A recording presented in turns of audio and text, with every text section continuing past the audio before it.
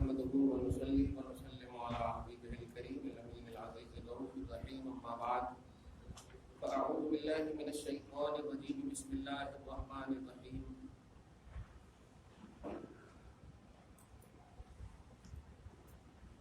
وما كان لنفس أن تموت إلا بإذن الله كتابا مؤجلا ومن يرد ثواب الدنيا نؤته منها ومن يرد ثواب الآخرة نؤته منها وسنجزي الشاكرين صدق اللہ العظیم. حصول برکت کے لیے درود شریف پڑھ لیجیے. اللہم صل علی سیدنا محمد سیدنا مولانا محمد معدن الجود والکرم وعلی آلہ الکرام الکریم وآلہ وصحبہ مبارک وسلم صلی اللہ تعالی علیہ وسلم. سورہ آل عمران کی آیت نمبر 144 کا درس ہو چکا ہے. گزشتہ درس کا خصوصی اور انفرادی پہلو یہ تھا کہ اللہ کے رسول صلی اللہ علیہ وسلم کو بھی خلق کی بنیاد پر موت آئی. پھر اللہ رب العزت نے امت کی رشد و ہدایت کے لیے سارے جہان کی رحمت للعالمین ہونے کی بنیاد پر انہیں روح لوٹایا، عطا فرمایا. تو آج بھی اپنے قبر انور میں باقاعدہ حقیقی حیات کے ساتھ زندہ ہے. تشریف فرما. یہ گزشتہ درس کا خصوصی پہلو تھا. اگر زندہ نہ ہو تو ہمارے اعمال کی گواہی کو کیسے دیں؟ گواہی کے لیے زندہ ہونا ضروری ہے، اور اللہ پاک نے ان کو وٹنس یعنی گواہ بنایا ہے. تو جب گواہ بنایا ہے تو ان کا رہنا بہت ہی ضروری ہے تاکہ ہمارے اعمال کی گواہی دے سکیں. آگے کی آیت کریمہ وما کان لنفس ان تموت الا باذن اللہ کتابا مؤجلا. کسی بھی نفس کے لیے اللہ کی اجازت کے بغیر موت نہیں آ سکتی. اللہ کی اجازت کے بغیر کسی بھی نفس کو، کسی بھی جان کو موت نہیں آ سکتی. کتابا مؤجلا یہ لکھی ہوئی مقررہ بات ہے. موت کا وقت جب آ جاتا، سورہ صف کی ایک آیت کریمہ آپ دیکھیں، اللہ سبحانہ فرماتا ہے لن یؤخر اللہ نفسا اذا جاء اجلها واللہ خبیر بما تعملون. اللہ تعالیٰ کسی نفس کو مہلت نہیں دیتا ہے جب اس کی موت کا وقت قریب آ جاتا ہے. دوسری آیت میں اذا جاء اجلهم لا يستأخرون ساعة ولا يستقدمون. ساعت یہاں لمحہ کے معنی میں ایک لمحہ کی بھی مہلت نہیں دیتا ہے جب موت کا وقت آئے. عمر میں اضافگی الگ چیز ہے، عمر میں برکتیں الگ چیز ہے، لیکن موت کا وقت مقرر ہے، موت کا وقت طے ہے. اللہ کے اذن اور اللہ کی اجازت سے وہ موت کا وقت طے ہے. وہ آنا ہے، چاہے صحت مندی میں آئے یا بیماری میں، موت کا وقت طے ہے. اس آیت کریمہ سے اب کچھ لوگوں کی دعا سے یا برکتوں سے یا ڈاکٹر رقم سوری بول دیتے ہیں، دوسرے لوگ ٹھیک کر دیتے ہیں. یہ ساری جو چیزیں ہیں اس کو بولتے ہیں تدبیر. تقدیر یہ ہے کہ اللہ پاک نے فرمایا وقت متعین ہے. تقدیر کی بحث میں ہم زیادہ گئے بغیر ایک لفظ بول رہے ہیں کہ کچھ تقدیر ایسی بھی اللہ پاک نے لکھی ہے. اس کو دھیان رکھے گا کہ تقدیر ہمارے واسطے لکھی ہے. اب ہمارے واسطے جب لکھی ہے تو لکھنے والا اللہ ہے. قلم اس کے پاس، طاقت اس کے پاس، قدرت اس کے پاس، تو مٹانے کی بھی طاقت ہوگی نا. لکھنے کا یہ مطلب نہیں ہے کہ لکھ دیا تو اب انہیں مٹ نہیں سکتا، ایسا نہیں ہے. ورنہ پھر وہ مجبور ہے. اللہ نے جب لکھا ہے تو اس لکھنے کو مٹنے پر بھی قادر ہے. یہ سب سے امپورٹنٹ بات. اصل پھنستے یہیں پر ہے، تقدیر کی بحث میں یہیں پر پھنستے. ارے اللہ کی تقدیر تھی، اب تو مجبور تھے ہم مرنا. ایسا نہیں بات. اللہ کے محبوب بندوں کے پاس جاتے تو اللہ بولا کہ اس کے پاس جانے کی وجہ سے لکھنا مٹنا میرا کام ہے، میں مٹ دوں. حدیث پاک میں آیا کہ لا یزید المؤمن عمره الا خیرا. مومن کی عمر میں خیر کی چیز برکت دیتی ہے. یعنی نیکی کرنا اگر آپ کو اللہ پاک نے توفیق دیا تو مومن کی عمر بڑھ جاتی ہے. جامع ترمذی کا حدیث ہے کہ ایمان والوں کی عمر جو ہے خیر کا کام بڑھا دیتا ہے. عمر بڑھا دیتا ہے. عمر کیسے بڑھاتا ہے؟ یہ بڑھنے اور گھٹنے میں اصل ہوا کیا ہے؟ پوری تقدیر کی ذمہ داری امت نے اپنے سب لے لی ہے. ایسا سمجھ لیا ہے کہ اب تقدیر ہو گئی تو ہمیں مجبور ہیں، اب کچھ تو ہوتا ہی نہیں آگے پیچھے. ایسا نہیں. مالک اللہ ہے، لکھنے والا اللہ ہے، تقدیر والا اللہ ہے. وہ ایک سوئی کے اندر پوری دنیا کو سمو سکتا ہے. آپ کو عمر دینے میں کیا ہے اس کے پاس؟ آپ کو شفا دینے میں کیا ہے؟ آپ کو موت کے بعد زندگی دینے میں کیا ہے؟ ارے یہ شان تو عیسیٰ کی بتایا اللہ تعالیٰ نے کہ اللہ کے اذن سے وہ مردے کو زندہ کرتے ہیں، تو عمر کیسے نہیں بڑھے گی؟ اس لیے یہ بات ہمیشہ دھیان میں رکھیے. تقدیر کا یہ مطلب نہیں کہ آپ گھر بیٹھے رہیں، جو اللہ نے لکھ دیا وہ ہوتا ہے، ایسا نہیں ہے. تدبیر آپ کو کرنا ہے. دیکھا قرآن پاک سورہ جمعہ میں اللہ پاک نے فرمایا کہ جب نماز مکمل کر لو تو پھیل جاؤ زمین میں اور اللہ کا رزق تلاش کرو، محنت کرو، مشقت کرو. بتائیں اللہ پاک اپنے آپ کو بول رہا ہے رزاق ہوں میں، تو اے رزاق، رزق دینے والا تو ہی ہے، تو دے دینا. نہیں، رزاق جہاں ہے وہی یہ بھی کہا میں کہہ رہا ہوں گھومو جاؤ، محنت کرو، مشقت کرو. تو اس پر بھی تو ایمان رکھنا نا، خالی رزاق ہی پر ایمان رکھے تو کیسا؟ یہ ہے تقدیر کا سب سے امپورٹنٹ کانسیپٹ. یہ سمجھیے آپ کہ تقدیر کا پورا مالک اللہ، مٹنے پر بھی وہ قادر ہے، رہنے پر بھی قادر ہے، رکھنے پر بھی قادر. آپ کی عمر 50 سال اللہ تبارک تعالیٰ نے لکھا، 60 سال اللہ تبارک تعالیٰ نے لکھا، لیکن یہ بھی لکھا کہ اگر تم میرے محبوب بندوں کی محبت میں جیو گے تو 10 سال اور دے دوں گا. یہ بھی اس نے لکھا، بھی لکھا اس نے. یہ قدرت ہے اللہ، کیونکہ حدیث پاک کہہ رہی ہے کہ خیر کا کام عمر بڑھا دیتی. تو عمر کیسے بڑھائے گی؟ الٹا پلٹا غلط گناہ کے کام کریں گے تو کہاں سے؟ اسی لیے پارہ نمبر 22 میں اللہ تبارک، بلکہ جامع بخاری شریف کے حدیث پاک میں بھی میں ہمیشہ ایک دعا کرتا ہوں، آپ لوگ سنے ہو، اللہم انی اعوذ بک من ان ارد الی ارذل العمر. جمعہ میں ہمیشہ کرتا ہوں. اس کا معنی جانتے ہیں؟ اللہم انی اعوذ بک من ان ارد الی ارذل، اے اللہ میں تیری پناہ مانگتا ہوں گھٹیا عمر کی طرف جانے سے. ان ارد الی ارذل عمر، ارذل بولے تو گھٹیا عمر نہیں، کسی کا مجبور نہ بنانا مولا. جب تک زندہ رکھ، اچھے سے رکھ، یا اٹھا لے تو اچھے سے اٹھا لے، یہ کسی کا محتاج نہ بنا. اب آپ بتائیے یہ دعا کیوں کرتے ہیں؟ رسول پاک بخاری شریف کے حدیث میں یہ دعا ثابت ہے. اس کا مطلب یہ ہوا کہ اللہ کے بندے اگر نیکی کا کام کریں گے تو اس کی عمر ویسٹ ہوگی، برائی کریں گے تو گھٹیا عمر میں جائیں گے، گھٹیا عمر میں جائیں گے. تو یہ اللہ کے بندوں کی تدبیروں میں ہے. یہ سب خلاصہ یہ نکلا کہ تقدیر کے حوالے سے جیسے کہا اللہ نے لکھ دیا موت کا وقت. اب ایسا نہیں کہ آپ بیٹھے رہو گھر میں موت کے وقت کا انتظار کرو، لکھ دیا، ایسا نہیں. اللہ نے دوسری چیز بھی لکھا ہے، تیسری چیز بھی لکھا ہے، بہت ساری چیزیں اللہ تعالیٰ نے لکھا. جیسے ابھی آیت الکرسی کی تفسیر بتاتے ہوئے میں نے ایک جملہ کہا تھا، اگر آیت الکرسی آپ پڑھ لیں گے تو آپ کا مال بھی بچے گا، آپ کی جان بھی بچے گی، آل اولاد بھی بچے گی، گھر میں برکتیں ہوگی. یہ حدیث سے ثابت ہے. لیکن اگر آپ عشاء کی نماز نہیں پڑھیں گے اور جا کر آیت الکرسی پڑھیں گے تو کہاں سے ملتا؟ صحیح ہے کہ نہیں؟ فضیلت اپنی جگہ پر ہے، لیکن ایک کنڈیشنلی چیز ہوتی ہے، ہر چیز کو دیکھنا ہے. فضائل کی بات دیکھیں گے اور فرائض کو چھوڑ دیں گے تو کہاں سے اثر ہوگا؟ نہیں ہوتا اثر. ایسے ہی آپ کو یہ آیت کریمہ اگر یہ بتا رہی ہے کہ اللہ نے لکھ دیا ہے، اللہ نے متعین کر دیا ہے موت کا وقت جو ہے، تو اب آپ بیٹھے رہے نہیں. دوسری چیز بھی اللہ نے لکھا ہے، وہ بھی آپ کو دیکھنا ہے. تیسری چیز بھی اللہ نے لکھا ہے، وہ بھی آپ کو دیکھنا ہے. محنت کرو، مشقتیں کرو، ماں باپ کی خدمت کرو، آل اولاد کی خدمت کرو، معاشرے کے ساتھ اچھے حسن سلوک سے پیش آؤ، سوسائٹی میں بہترین وقار قائم کرو، 10 لوگ تمہاری تعریف کرے. اس طرح سے یہ ساری چیزیں بھی تو لکھا ہے. تو ایک ہی چیز پہ ڈیپینڈنٹ ہو گئے تو کہاں سے ہوگا؟ تو یہ ایمان نہیں رہا، یہ اپنے عقل اور شعور پر دھیان دیا. اسی لیے اللہ آگے فرماتا وَمَن يُرِدْ ثَوَابَ الدُّنْيَا نُؤْتِهِ مِنْهَا. اے بیٹا جو ادھر دیکھ، کچھ نہیں کیجیے، اس کو ہماری طرف دیکھ، آپ نے بولتا دیکھنا ہماری طرف، سمجھے؟ وَمَن يُرِدْ ثَوَابَ الدُّنْيَا نُؤْتِهِ مِنْهَا، جو دنیا کی نعمت کا ارادہ رکھے گا ہم اس کو دنیا ہی کی نعمت دیں گے. اللہ فرماتا جو چاہتا ہے کہ بس میری بیسٹ دنیا بن جائے، اللہ کہہ رہا ہم دیں گے. کتنا بڑا مختار ہے. اور اس کے بعد کہہ رہا وَمَن يُرِدْ ثَوَابَ الْآخِرَةِ نُؤْتِهِ مِنْهَا، اور جو آخرت کے نعمت اور احسان کی امید کرے گا، ارادہ کرے گا تو ہم وہی دیں گے. وَسَنَجْزِي الشَّاكِرِينَ، اور شکر گزار بندوں کو اور دیں گے. کیا انصاف ہے اور کیا فضل ہے.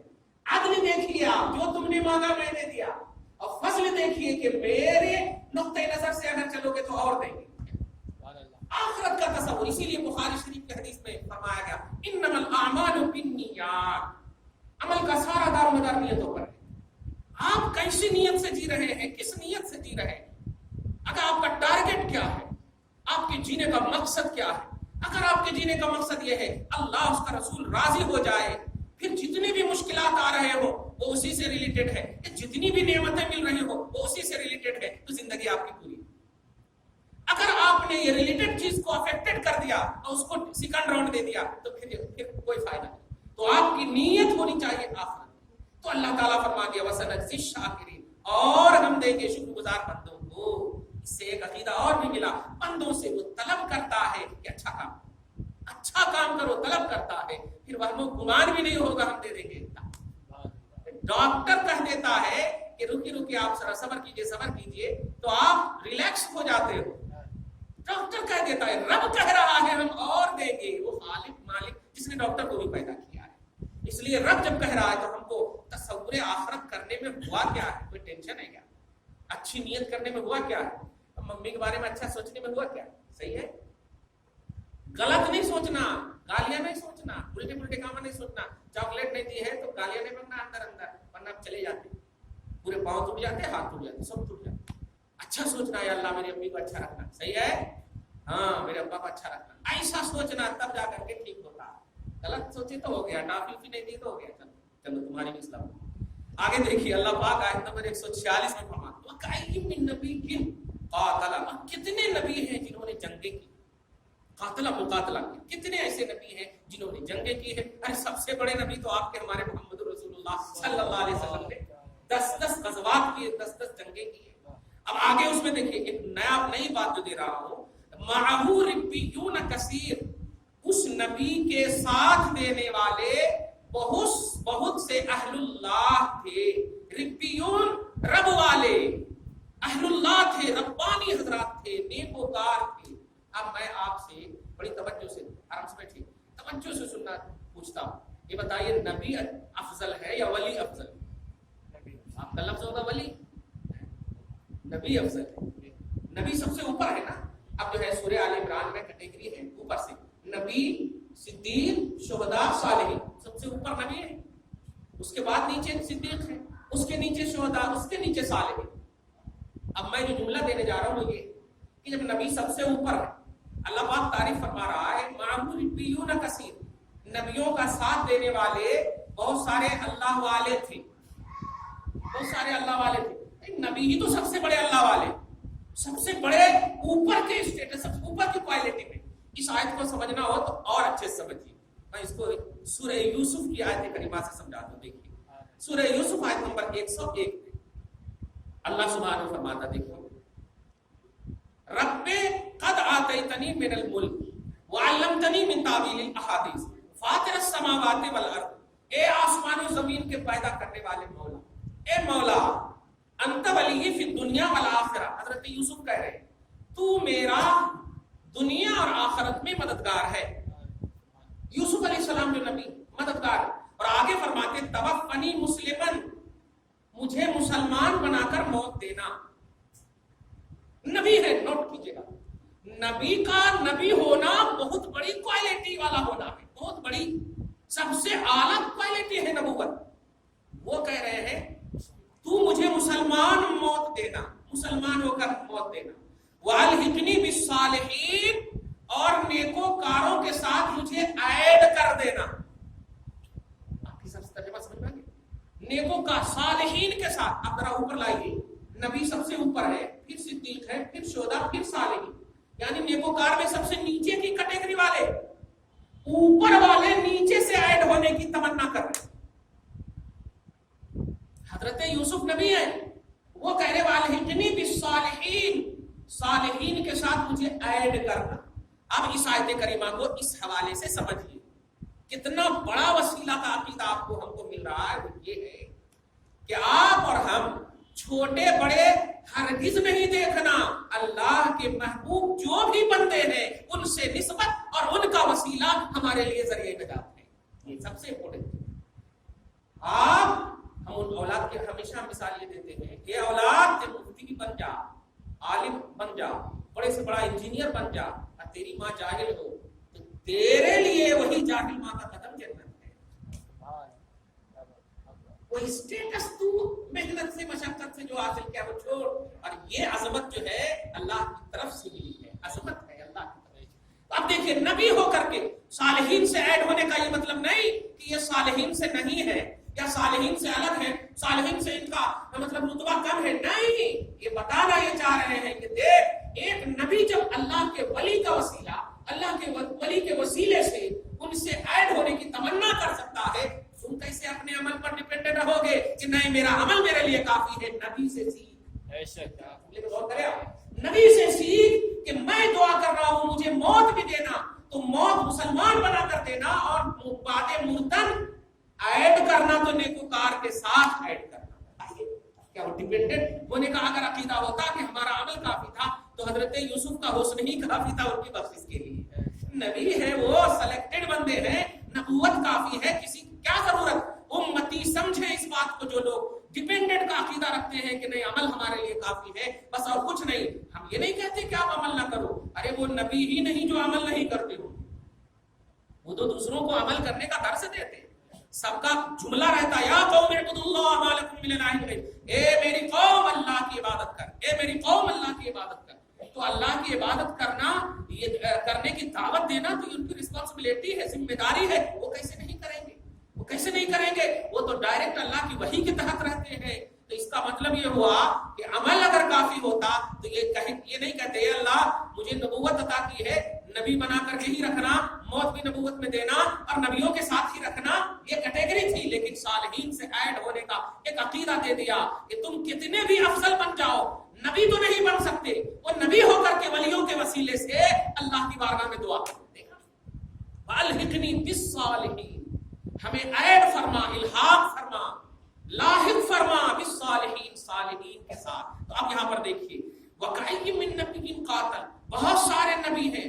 میں اصل اس سوال کا آج جواب دینے جا رہا ہوں کہ کلپ گردش کر رہی ہے کہ درگاہوں میں جو بم بلاسٹ ہو رہے ہیں، تو اگر تم لوگوں کا عقیدہ یہ ہے کہ درگاہ والوں کو طاقت ہے تو وہ طاقت کیوں نہیں ان کے بم کو ہٹا دے رہے ہیں، ان کے میزائل کو ختم کر دے رہے ہیں، یہ درگاہ وغیرہ کیوں ٹوٹ رہی ہے؟ اس طرح سے جو حرکتیں کی جا رہی ہے وہ کم عقلی ہے۔ ریئلٹی اگر جانتے تو سمجھ نہیں سکے اسلام کو۔ اگر یہی سوال کر رہے ہو کہ داتا پر حملہ ہو رہا ہے، قلندر شاہ پر حملہ ہو رہا ہے اور ان کے پاس طاقت نہیں ہے، تو سوال یہ ہے اللہ تو اندھا نہیں ہے معاذ اللہ، اللہ تو دیکھ رہا ہے نا اینی ٹائم۔ چلیے ٹھیک ہے ہم درگاہ کی بات نہیں، لیکن اس کی وجہ سے دوسرے لوگوں کی جان کیوں جا رہی ہے؟ چلو درگاہ میں کوئی دوسرے کی تو جان جا رہی ہے، اور اللہ پاک کے نزدیک ایک مسلمان کی جان کی قیمت یہ ہے کہ کعبہ ڈھہ جائے اللہ کو گوارا ہے، لیکن مسلمان کی جان نہ جانی چاہیے۔ یہ اللہ تبارک و تعالیٰ کے نزدیک یہ قیمت ہے، تو پھر اللہ تعالیٰ کیوں نہیں اپنی طاقت کو وہاں دکھا رہا؟ یہ اس کا جواب۔ سب سے پہلا جواب یہ کہ اگر تم ولیوں پر یہ ریمارک کرتے ہو تو پھر تیرے اللہ پر بھی یہ ریمارک ہوگا کہ اللہ تیری طاقت کہاں گئی؟ تو کیوں نہیں؟ تیرے پاس تو اینی ٹائم، ارے بڑے سے بڑے ہاتھی کو اتنے کنکر میں، بڑے سے بڑے ہاتھی کو اتنے کنکر میں، تیرا نبابین پڑھے نہیں ترمیم بحجارۃ من سجیل، تو ابرہا ہاتھی پر آیا تھا اور اس کے ایک کنکر سے اس کو تو نے مار دیا، اور یہاں میزائل کو ہٹانے پر قادر نہیں، کیسے نہیں قادر ہے؟ جواب ملے گا اللہ کی مشیت پر چیلنج نہ کرنا، مشیت کا فضل تلاشنا، مشیت کا فیض تلاشنا۔ اللہ کی مشیت کو چیلنج نہیں کر سکتے۔ ابلیس نے چیلنج کیا، آج تک مردود ہے، صبح قیامت تک مردود رہے گا کہ تو نے پیدا کیا مجھے آگ سے، اس کو مٹی سے، یہ چیلنج تھا، پیدا کیا، اور یہیں پر سے تیری کمزوری سمجھ میں آ رہی ہے۔ اپنے آپ کو اعتراف بھی کر رہا ہے کہ تو نے پیدا کیا، تو خالق تو مان لیا، تو مخلوق ہو گئے، اعتراف کرنے کے باوجود چیلنج کیا، کٹ دلیلی کیا، عقل کو دوڑایا، لاجک کو دوڑایا۔ رب نے کہا اخرج مذموما مدحورا، مذمت کے ساتھ، دھتکارتے ہوئے، لعنت کے طوق کے ساتھ تو نکل جا، نکال دیا اللہ تعالیٰ نے۔ تو اللہ کی مشیت میں فیض کو، فضل کو ڈھونڈنا چاہیے، کبھی اللہ تبارک و تعالیٰ کے عدل کو، اس کی قدرت کو چیلنج نہ کرنا۔ ولیاں جو ہوتے ہیں اللہ کی مشیت کے فیض کے تحت ہوتے ہیں، اللہ جو چاہتا وہی وہ چاہتے ہیں، اللہ کی چاہت کو چھوڑ کر وہ نہیں چاہتے۔ جب اللہ چاہ رہا ہے کہ بم گرے تو وہ کیا کریں گے؟ اللہ چاہ رہا ہے کہ کعبہ نہ ٹوٹے تو طیر ابابیل کو لا دیا، پرندے ابابیل کو لا دیا، کنکڑی دے دیا اور مار دیا بڑے بڑے ہاتھی کو۔ اللہ کی قدرت کے تحت ہوتے ہیں، اسی لیے اللہ کے محبوب بندوں کی شان یہ ہے کہ ہوتے یہ ہیں، بولتے یہ ہیں، چلتے یہ ہیں، لیکن سب کچھ اللہ کا ہوا کرتا ہے۔ صحیح بخاری کی حدیث پاک میں ہے، کیا مطلب؟ ان کا ہاتھ بھی کام کرتا تو اللہ کے اشارے سے کرتا، پاؤں کام کرتا تو اللہ کی طاقت سے کرتا، ذہن و فکر و شعور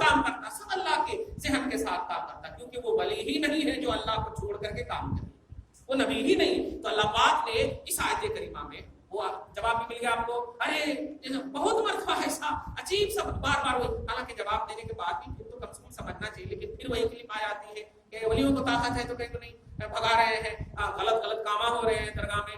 اچھا گھر میں غلط کام ہو تو گھر توڑ دینا کیا؟ نہیں, عجیب بات ہے. جو غلط کر رہے ہیں ان کو پکڑو, ان کو سزا دو, ان کو سزا مل رہی ہے. اگر ظاہر دنیا میں نہیں دکھ رہی ہے تو میدان محشر میں تو نہیں. معراج کی حدیث میں آپ ہمیشہ سنتے ہیں کیا رسول اللہ کا گزر ہوا تو یہ دیکھا کہ خون میں کوئی ہے, الٹے لٹکے ہوئے ہیں, یہ ہیں, تو پوچھا کون ہے, کہا یہ زناکار تھے, یہ بدکار تھے. تو سزا مل رہی ہے کہ نہیں؟ خالی دکھے تو سزا ہے, دکھے تو سزا, ایسا نہیں. جزا اور سزا کا تعلق ابھی تو بہت بڑی دنیا میں آپ کو جانا ہے میدان محشر میں. اس لیے آپ پریکٹیکل کو اپنی زندگی ایمان مت سمجھو, کچھ تھیوری بھی رکھو اپنے پاس, پریکٹیکل تو ہونا ہی ہے میدان محشر میں. اس لیے خبردار, جہاں کچھ نہیں ہو رہا ہے سمجھو کہ اللہ تعالیٰ کی مشیت یہی ہے, اللہ کی مشیت یہی ہے. اور جہاں سب کچھ ہو رہا ہے, بیٹا مر جا رہا ہے باپ زندہ ہے, بتائیے تو, جبکہ لاجک کیا کہتا ہے, حقیقت کیا کہتی ہے؟ باپ بیٹے کے لیے اپنی زندگی کو ختم کر دے, یہ ہے لاجک ہمارا ہے.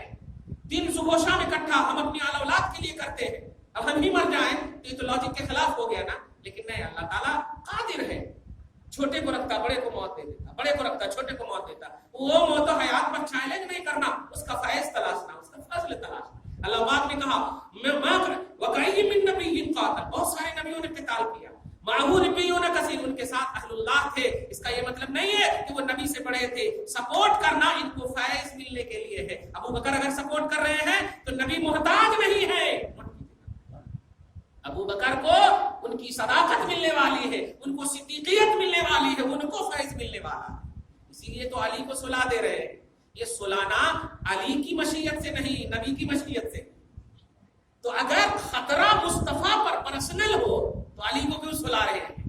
ہجرت کی رات علی کو کیوں سلا رہے ہیں؟ اس کا مطلب نبی علی کو بھی فیض ہی بانٹ رہے ہیں اور ابو بکر کو لے جا رہے ہیں, وہ بھی فیض ہی بانٹ رہے ہیں. وہاں فیض بانٹنا مقصود ہے. مجبوری کا تانا نہیں دینا چاہیے کہ کافروں کی وجہ سے بھاگ گئے. ارے بھاگتے تو علی کو کہیں کو سلاتے, وہ مصطفیٰ جان رحمت کے داماد, بتائیے نہیں ان کو سلاتے. ایک ایسی چہیتی بیٹی کہ فرماتے میرے جگر کا ٹکڑا, ابو بکر کو چھوڑ دیتے. ظاہری طور پر کوئی رشتہ نہیں, بیٹی سے رشتہ ہے, وہ تو سسر ہے, لیکن اپنے داماد کو کوئی غلط, ارے سب کام چھوڑ کر کے ان کے لیے آج لوگ جاتے ہیں, صحیح ہے نہیں, لیکن ان کو کیسے صلاح دیے؟ یہ گارنٹی ہے مصطفیٰ کی. سو نہ ہم ہے نا, یہ ہے سو ہم ہے نا.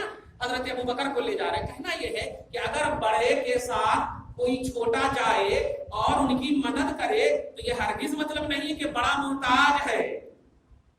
مدد کا مطلب ہوتا ہے فیض لے لو, برکت لے لو. جیسے اللہ تبارک و تعالیٰ نے کہا تم میری مدد کرو میں تیری مدد کروں, تو اللہ کی مدد آپ کریں گے, اللہ محتاج ہے کیا؟ نہیں, مطلب کرو نا, میں محتاج نہیں ہوں, کرو گے تو کرنے کی وجہ سے تجھے فیض ملے گا, کرنے کی وجہ سے تجھے برکت ملے گی. باپ کو طاقت ہوتی ہے لیکن باپ کہتا ہے نہیں بیٹا یہ لے جا کر کے دے دے ممی کو, طاقت ہوتے لیکن نہیں. کیوں؟ تجھے باادب بنانا مقصود ہے, ادب کا بنانا مقصود ہے. کارکردگی کیسے, رسپانسبلٹی کیا ہوتی ہے وہ سکھانا مقصود ہوتی. تو ہر چیز طاقت ہی پر, ہر چیز تھیوری اور ہر چیز پریکٹیکل ہی کر دیکھ لو گے تو نہیں ہوتا. اسی لیے کہا یہ اللہ والے نبیوں کا جو ساتھ دیے ہیں یہ اس لیے نہیں کہ نبی محتاج تھے. جیسے حضرت یوسف دعا کر رہے ہیں اللہ والوں کے ساتھ ایڈ ہونے یا ان کے وسیلے سے, تو یہ ہرگز نہیں ہے کہ یوسف علیہ السلام محتاج ہیں, بلکہ یہ فیض دینا مقصود ہے. آگے فرماتا فما وهنوا لما اصابهم في سبيل الله, تو یہ لوگ یعنی نبی اور جو اہل اللہ ان کے ساتھ تھے اور جو بھی انہیں اللہ کی راہ میں مشقتیں اور تکلیفیں آئیں, فما وهنوا, کوئی کمزوری نہیں آئی. اس وقت بھی الحمدللہ علی کل حال, زخمی ہو گیا بدن پھر بھی اللہ کا شکر ہے, پریشان لہو لہان اللہ کا شکر ہے. اس سے بہتر آپ کیا سمجھیں گے کہ ایسی روایت ملتی کہ اگر کہا جائے کہ تم اللہ کا شکر ادا کیوں کر رہے ہو, تو وہ جواب دیتے ہیں کہ ارے ابھی شعور ہے, ابھی فکر ہے کہ ابھی موت آ جائے تو کلمہ پڑھنے کی توفیق مل جائے. ابھی شعور ہے, تو شعور و فکر بہت بڑی نعمت ہے. تو اللہ والے کو جو تکلیف پہنچتی ہے, یہ تکلیف میں وہ اللہ کی رضا تلاشتے ہیں کہ اللہ, اچھا یہی تو وجہ ہے کہ حضرت جناب ہاروت ماروت کے قصے میں نے بتایا تھا, ان سے پوچھا گیا کہ دنیا میں تم سزا لوگے یا آخرت میں سزا لوگے, دھیان دیجیے گا. حضرت ہاروت اور ماروت جو دو فرشتے تھے, انہوں نے کہا نہیں مجھے دنیا کی ذلت گوارا ہے, آخرت کی ذلت گوارا ہے. تو چنانچہ آدمی بابل کنویں میں وہی ذلت کے ساتھ ظاہری طور پر یہ بتانا چاہ رہے ہیں کہ بڑے سے بڑے لوگ دنیا کی ذلت کو برداشت کر لیے ہیں، آخرت پر ترجیح نہیں دی ہے، آخرت کو ہمیشہ ترجیح والا رکھے ہیں، بلند والا رکھے ہیں۔ تکلیفیں مصیبتیں جو بھی دنیا میں آئے، جتنا بھی آئے، ایک تکلیف بھی، ایک چھوٹی سی کائی بھی آپ کو چبھے گی، میدان محشر میں وہ شفاعت کرے گا۔ لیکن اگر آپ نے یہی بدلہ مانگ لیا مالہ فی الآخرۃ من خلاق، تو پھر آخرت میں آپ کو کوئی کچھ نہیں ملے گا۔ یہ ہے اصل سب سے امپورٹنٹ چیز۔ فما وهنوا لما اصابهم في سبيل الله، اللہ کی راہ میں جو ان کو مشقتیں پہنچی، تکلیفیں پہنچی ہیں، اس سے کمزور نہیں پڑتے۔ وما ضعفوا، اور ضعیف بھی نہیں ہوتے، نہ فکر میں نہ عقل میں، بلکہ ہاں کل کے بارے میں سوچتے، آج جو ہو گیا چھوڑو، جو گزر گیا گزر گیا، آگے دیکھو اسلام کی بلندی میں کیا رول ادا کرنا ہے، آگے دیکھو۔ ومستقانوا، اور تھک کر بیٹھ بھی نہیں جاتے، تو اللہ پاک فرماتا ہے اللہ یحب الصابرین، سنو ایسے صبر کرنے والوں کو میں محبوب بنا دیتا ہوں، ایسی صبر کرنے والوں کو۔ ہم لوگ تو آج کل بول رہے ہیں میں صبر کر رہا ہوں 10 سال سے، ارے جب کر رہے ہیں تو بول رہے کیوں؟ بولے تو صبر نہیں، بولے تو شکوا نہیں، بولے تو صبر، بول دیں تو شکوا ہو گیا، نہیں بولے تو صبر۔ تکلیف کو پی لینا صبر ہے، ظاہر کر دینا شکوا۔ اب آج کل بول رہے ہیں نا 10 سال سے بہو کی تکلیف سہ رہی ہوں، صبر نہیں کر رہی تو اور کیا ہے؟ یہ کیا ہے؟ یہ صبر نہیں، یہی شکوہ ہے، یہ شکایت ہے۔ تکلیف یہ نہیں ہے۔ آپ کو کیا تکلیف ہے بتائیے؟ ابھی دندان مبارک شہید ہوئے آپ کے، ابھی آپ کے سر پر اوجھڑی ڈالا گیا، ابھی راہوں میں کانٹے بچھائے گئے۔ یاد کیجئے اس نبی کو جس نبی کے لیے پوری کائنات سجائی گئی۔ آپ کی شادی سے پہلے ایک روم دیتا ہے باپ، یہ تیرا روم ہے، بس ایک روم، یہ ایک روم سجایا جاتا بس، اور مشترکہ لیٹرین باتھ روم سب رہتے ہیں۔ لیکن مصطفیٰ کے لیے ساری کائنات سجائی گئی، ایسا سجانے کے باوجود راہوں میں کانٹے بچھ رہے ہیں اور شکایت کا حرف نہیں ہے، کاندھے پر اوجھڑی ڈالے جا رہے ہیں، شکایت نہیں ہے۔ ارے پوری ایک دنیا ہی بیچ دیتے اور سارے کافروں کو خرید لیتے، کیونکہ وہ سب تو پیسے کے دل دادے تھے، سب کو خرید سکتے تھے، لیکن نہیں، امت کو ڈھنگ کیسے ملتا، صبر کا ملکہ کیسے ملتا، ڈھنگ کیسے ملتا؟ آج تلاشتے ہیں، بریانی کھاتے ہیں، بولتے ہیں ہمیں صبر کرنا، کہاں سے صبر ہوتا ہے؟ نہیں، آپ کو ہر زندگی کے ہر شعبے میں تکلیف کا احساس کرنا ہے اور اس کو خاموشی سے سر کرنا ہے۔ شکایت کرو اللہ سے، بولو اللہ سے، بولو غیر اللہ سے نہیں، اللہ کے علاوہ کسی سے مت بولو، چاہے وہ کوئی بھی۔ اگر اللہ کے علاوہ کسی سے بولو گے تو پھر وہ صبر نہیں، وہ شکوہ کہلائے، اور اللہ سے بولو گے تو وہ صبر کہلائے۔ اشکو بسی و حزنی اللہ، حضرت یعقوب نے یہی کہا تھا کہ تم سے کیا بولوں بیٹا، میں تو جان ہی رہا ہوں فراست نبوت کی بنیاد پر، لیکن اتنی تکلیف ہو رہی ہے کہ اس تکلیف کا اظہار تیرے پاس بولوں تو شکوہ ہوگا، میں رب سے بولتا ہوں۔ انما اشکو بسی و حزنی اللہ، میں اپنی شکایت اور میں اپنے غم کو اللہ کی طرف پھیر رہا ہوں اور کہہ رہا ہوں اے اللہ تو جو جانتا ہے میں نہیں جانتا۔ مطلب یہ ہوا کہ آپ اللہ سے بولیے کہ ٹھیک ہے، کٹوں پر بیٹھ جاتے ہیں، اپنے پورے گھر کے دستاویزات پیش کرتے رہے، وہاں یہ ہو رہا، وہاں یہ ہو رہا، وہاں یہ ہو رہا، گھر کے راز و نیاز کو دوسروں تک آپ پھیلاؤ گے، پھر دوسرے آپ کے خلاف بولیں گے تو پھر کہاں سے؟ ارے میں آپ کو اپنا سمجھ کے بولا تھا۔ نہیں، ایک بات اور نوجوانوں کے حوالے سے آخری بات بول دوں، بیوی اور شوہر کے پرسنل پہلو، بیوی اور شوہر کے پرسنل بات کسی بھی دوست سے، چاہے بیوی سہیلیوں سے یا شوہر اپنے دوستوں سے بولے، اللہ پاک نے رسول پاک کے ذریعے سے لعنت کا اعلان فرمایا۔ آج کل فخر سے بولتے ہیں شوہر جا کر کے کیسی ہے، ارے کیا بتاؤ، بیویاں سہیلیوں سے کیا ہے، کیسے ہے، کیا ہے، خبردار خبردار۔ جس نے اپنے خاص بیڈ روم کی باتیں پرسنل، چاہے گفتگو ہو یا چاہے کچھ بھی ہو، اللہ پاک نے لعنت فرمائی ہے ایسی عورت پر اور ایسے مرد پر۔ اللہ تعالیٰ آپ کو ہم سب کو صحیح زندگی نصیب فرمائے، سچائی کے ساتھ جینا نصیب فرمائے، بزرگوں کے حوالے سے موت اور بزرگوں کے حوالے سے زندگی نصیب فرمائے۔ حضرت یوسف کی دعا کے سب طفیل میں پروردگار عالم صالحین کے ساتھ ہم سب کو ایڈ فرمائے، ایمان پر خاتمہ نصیب فرمائے۔ تمام اللہ کے محبوب بندوں کے وسیلے سے ہم سب کی بخشش فرمائے، گھر بار میں اولاد میں برکت عطا فرمائے۔ وصلی اللہ تعالی علی خیر خلق محمد وآلہ وصحبہ اجمعین برحمتک یا ارحم